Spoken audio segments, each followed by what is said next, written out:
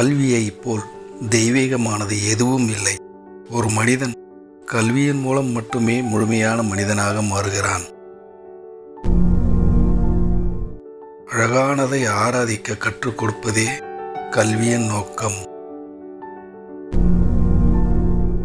இதயத்தை பயிற்றுவிக்காது மனதை கற்பிப்பது கல்வியே இல்லை. உயிரிருந்தும் இறந்தவர்கள் போல படித்தவர்கள் படிக்காதவர்களிடமிருந்து வேறுபடுகிறார்கள். கல்வியின் நேர்கள் கசப்பானது, ஆனால் பழம் இனிப்பானது.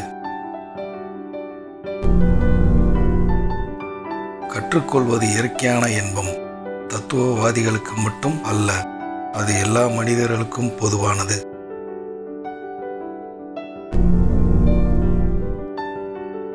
நாம் செய்ய கற்றுக்கொள்ள வேண்டிய எதையும் அதை செய்வதன் மூலம் கற்றுக்கொள்கிறோம்.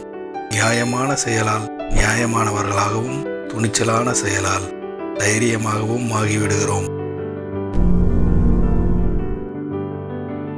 தெரிந்தவர்கள் செய்து கொண்டிருக்கிறார்கள், புரிந்து கொள்பவர்கள் கற்பிக்கிறார்கள்.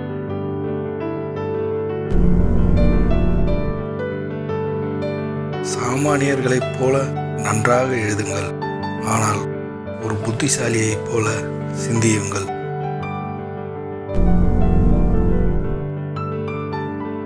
இளைஞர்களின் கல்வி என்பது மனித குலத்தை ஆளும் கலையறிந்த பேரரசுகளின் தலைவிதி.